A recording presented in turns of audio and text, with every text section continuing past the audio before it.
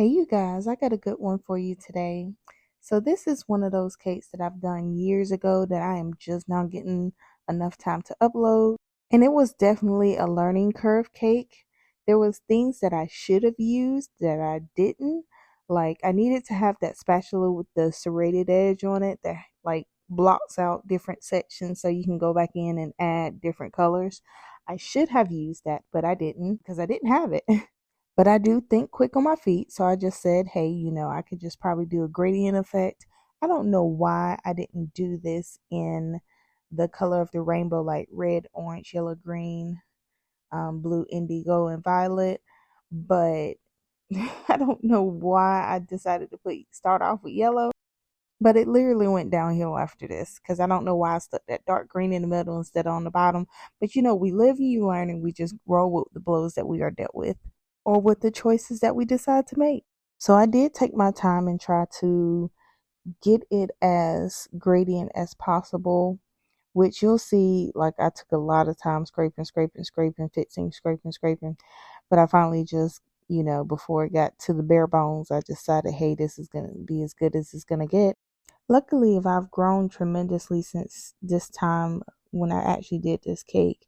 So I may actually do a redecorating just for a content cake just to show the proper way to decorate this type of cake. So let's have a moment of silence for this struggle bus that we are watching right now.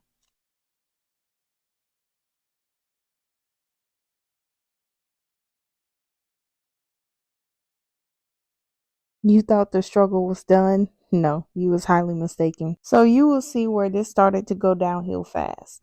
Now, I was using this, I don't know what it's the technical name for it, but you just put the fondant or whatever you're using and turn the handle, which is kind of tough, but turn the handle and it makes you a little rope.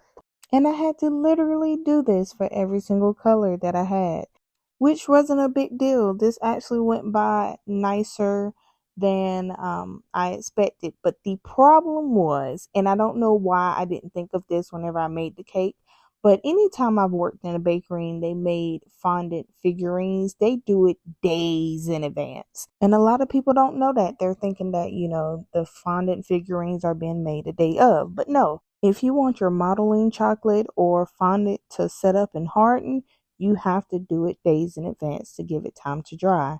And I didn't. So this was a very heavy and not dry topper that I was trying to put on top of a cake.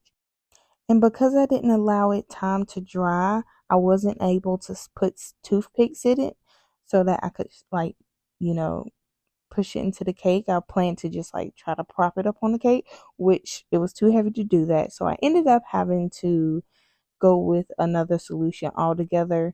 But in general, you live and you learn. I learned a lot with this cake. Luckily, I have the foresight always to have a plan B just in case things don't go as planned. But yes, if I could give you any information from the future me to the old me, it would have been to make sure you do those sculpture figurines or whatever you're going to put on top of a cake that you're using fondant or modeling chocolate days in advance, just to make sure to give it time to set and harden, because you really don't want to put a heavy unstable topper on top of any type of cake, because it's not going to turn out well, and it's very, very, very time consuming and stressful. So with that being said, I'm going to let y'all enjoy the rest of this video with a little bit of background music. And until next time, stay blessed, stay loved, and stay out of trouble. Talk to y'all later.